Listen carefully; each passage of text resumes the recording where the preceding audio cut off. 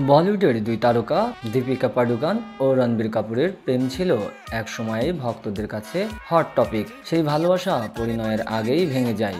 পরে তারা বন্ধু হয়ে থাকার ঘোষণা দেন, কিন্তু দীপিকা এক সাক্ষাৎকারে বলেছিলেন তিনি এখনও রণবীরকে ভালোবাসেন। सजदे में यूं ही झुकता हूँ। অন্যদিকে রণবীরও বলেছিলেন যে পরিবারের একজন সদস্যের মতোই তিনি দীপিকাকে ভালোবাসেন। ইয়ে জাওয়ানি হাই দিওয়ানি সিনেমার 11 বছর পূর্ণ করল। এই সিনেমা তখন জনপ্রিয়তার এক আলাদা মাত্রায় পৌঁছে গিয়েছিল, তবে আরও একটি কারণে এটি চর্চার কেন্দ্র হয়ে উঠেছিল। আসলে সিনেমাটিতে মুখ্য ভূমিকায় দেখা গিয়েছিল রণবীর কাপুর এবং দীপিকা পাডুকোনকে, অথচ তার আগেই প্রেমের সম্পর্ক ভেঙে গিয়েছিল তাদের। আর রোমান্টিক ধারার এই সিনেমার জন্য ব্রেকআপের পরেও একসঙ্গে কাজ করেছিলেন দুই প্রাক্তন।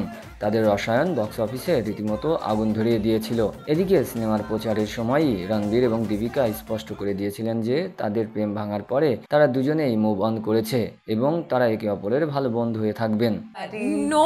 I'm not one of those people at all. I এক just really সাক্ষাৎকারে অভিনেত্রীকে প্রশ্ন করা হয়েছিল তিনি রণবীরকে এখনো ভালোবাসেন কিনা।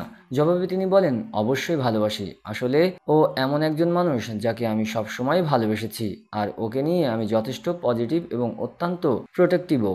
যখন আমি ওর প্রেমে পড়ি কিংবা যখন আমি ওর কাজ দেখি, ভালো মন্দ যাই হোক না কেন, আমার মাথায় একটা নিজস্ব চিন্তা কাজ করে, সেটা আমি ওর সঙ্গে শেয়ার করি।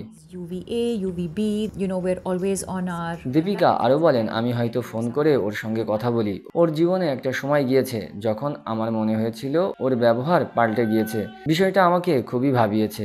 আর এই পরিবর্তন স্থায়ী নাকি তা তৈরি করা হয়েছে সেটা জানার জন্য আমরা আর একে অপরের জীবনে নেই, কিন্তু মূল বিষয় হলো ওর সম্পর্কে যে বিষয়গুলো জানা যাচ্ছিল তা নিয়ে ওকে ফোন করে বলার অধিকার আমার ছিল বলেই আমি মনে করি। এমনকি এটাও মনে করি যে যা চলছে তা ঠিক হচ্ছে না, এটা বলারও অধিকার ছিল। প্রসঙ্গত রণবীর কাপুর বিয়ে করেছেন অভিনেত্রী আলিয়া ভাটকে। তাদের এক কন্যা সন্তান রয়েছে। অন্যদিকে দীপিকা পাডুকোন গাঁটছড়া বেঁধেছেন অভিনেতা রণবীর সিং এর সঙ্গে। বর্তমানে প্রথম সন্তান জন্মের অপেক্ষায় রয়েছেন এই তারকা জুটি।